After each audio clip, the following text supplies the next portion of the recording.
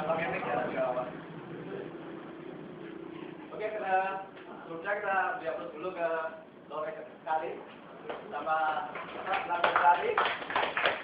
Sudah move. Oke, hari ini ya, oke Pak. Nama lagi belum rapi. Saya di sini kemarin sama Mas P gitu menyatakan nggak, oke saya support gitu. Support dalam arti udahlah, karena saya nggak bisa bikin film, nggak bisa bantu yang lain. Saya bisa mengapresiasi lewat dan apa? Kemudian juga nggak punya pengalaman. Ngomong-ngomong soal Merapi, kita tahu bahwa di Indonesia itu ada di pinggir api gitu ya, pinggir api ada dari Sumatera, Jawa, kemudian Nusa Tenggara, Maluku itu Gunung Merapi. Dan Gunung Merapi itu adalah salah satu gunung yang paling berbahaya tidak cuma di Indonesia tapi di dunia. Karena apa? Karena ada kata api di dalam Gunung Merapi. Jadi Gunung Merapi itu bahaya. Gunung Merapi itu bahaya karena ada api. Tapi yang paling aneh itu bukan Gunung Merapi. Ada gunung merbabu, belanja Merapi. Kalau meletus, dia akan mengeluarkan api.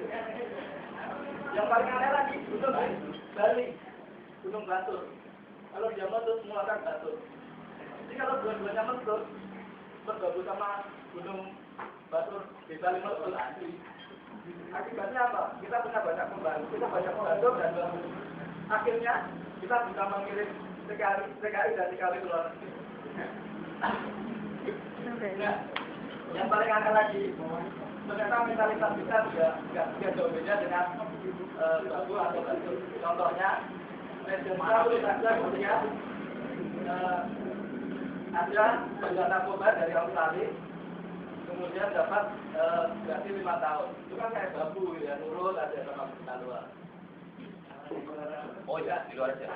Yang paling aneh dari gunung di Indonesia itu adalah Gunung Gamalama di Ternate, Maluku Utara. Kenapa paling aneh?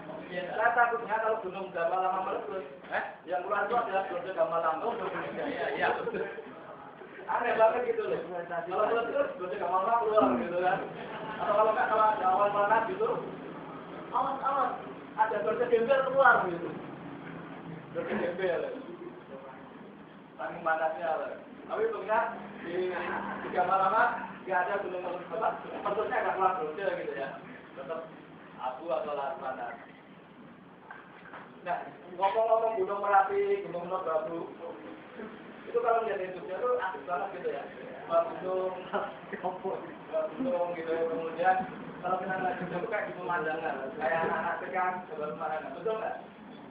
Betul kan? Merbabu sebelah kiri, Merapi sebelah kanan gitu ya.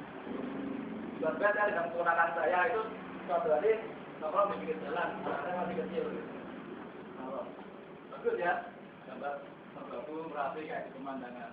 Iya bagus gitu. Terus kok ada gambar mataharinya di tengah gitu. Terus saya kaget.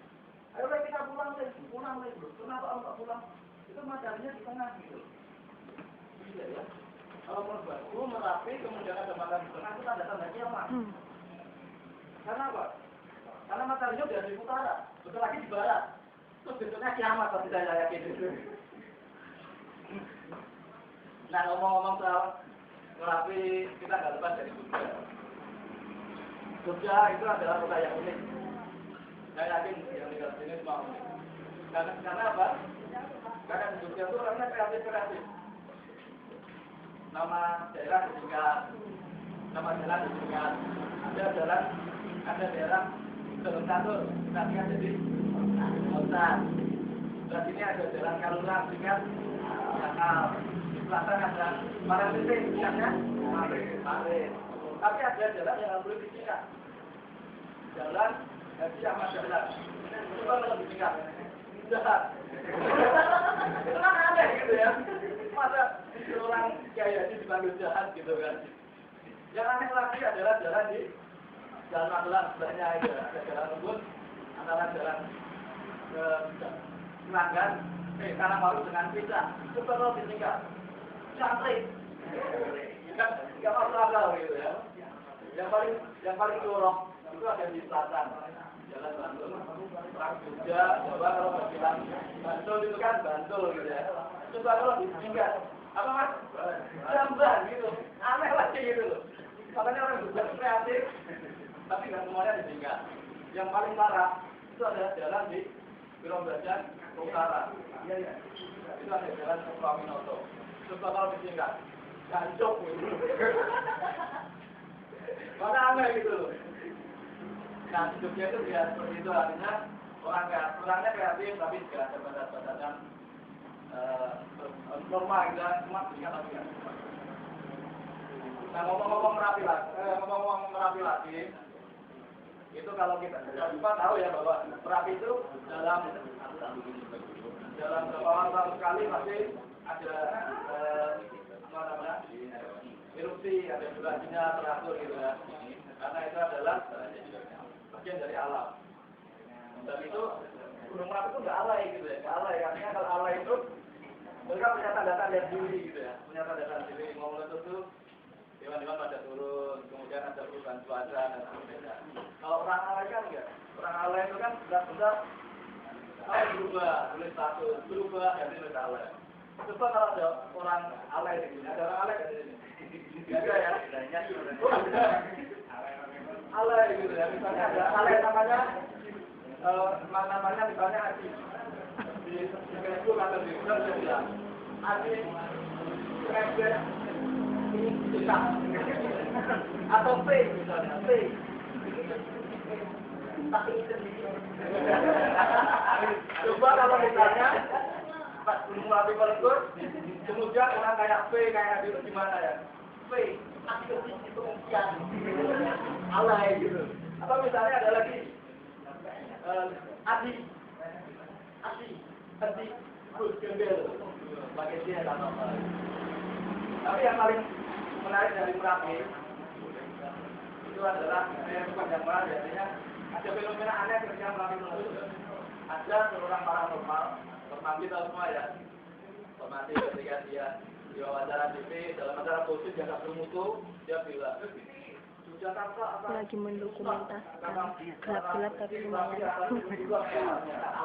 Oh gitu. Semua kita bikin panik ya. Mungkin teman-teman ya ada di relawan tuh masih mengalami kayak gitu. Tapi kenyataannya hujan tetap aman gitu ya, walaupun ada efek hujan abu vulkanik tapi tetap aman ya, tahu aman gitu. Kalau saya ketemu informasi saya akan maki-maki orang itu. Informasi besok kamu akan mati jam 8 pagi ketabrak mur. Tabrak mur gitu. Dia takut gitu kan, takut. Kemudian dari dia nongkrong di rumah dan mana-mana takut ada kereta lewat. Ternyata 2 hari nggak ada apa-apa, dia ketemu saya lagi. Wah, Mas Yuni bohong. Ternyata saya nggak ketabrak lagi. Saya nggak ketabrak kereta. Tahu berarti gimana gitu. Saya ketabrak kereta gitu. Terus saya bilang informasi. Orang kamu meramalkan Yogyakarta susah karena Merapi aja salah kok. Jadi kalau saya meramalkan Anda ketabrak kereta, wajar dong kalau saya salah.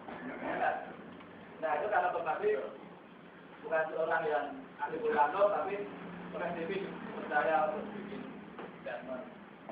Yang paling aneh lagi itu adalah video on, tahu ya? Video on itu on apa gitu, makanya merah pokoknya.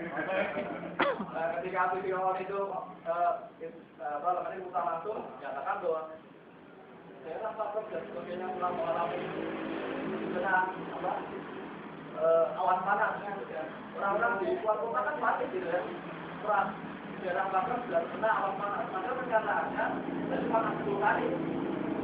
Itu kan vulkanik. Jangan-jangan wartawan ini nggak pernah membedakan mana awan vulkanik, mana awan panas, sama vulkanik. Jangan membedakan. Jangan wartawan itu segala bisa membedakan mana presiden, ada mana presiden. Saya curiga itu. Soalnya kenapa tidak bisa membedakan? Soalnya nggak mana presiden, dia nggak pernah bikin album. Tapi saya belum kita punya mata album. Aneh gitu loh. Makanya kalau wartawan nggak tahu itu ya wajar aja.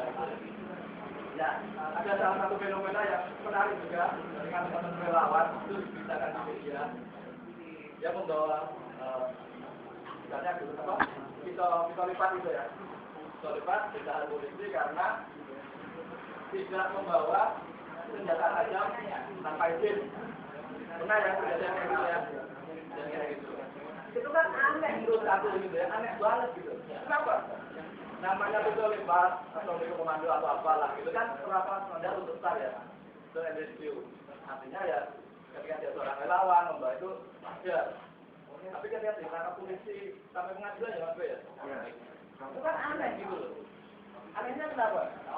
Itu sama saja ketika saya ditangkap polisi, ditanya sama aparatnya gitu ya. Saudara itu, masa saya bukan saudaranya itu. Anda saya tangkap karena Anda membawa barang bukti yang bisa digunakan untuk tindakan pemerkosaan. Anda saya tangkap karena Anda punya barang bukti dan itu bisa diduga untuk pemerkosaan. Itu kan sama saja orang bawa pisau juga untuk perilaku kejahatan gitu ya. Ya saya tuh punya barang bukti untuk tindakan pemerkosaan gitu loh. Apa saya harus ditangkap? Ya kan? Ya gitu loh. Aneh gitu. Nah, ini pesan saya yang terakhir ya, buat teman cowok-cowok di sini. Jaga barang lain masing-masing, jangan sampai menjadi barang bukti pemerkosaan. Itu dari saya cukup sekian. Terima kasih.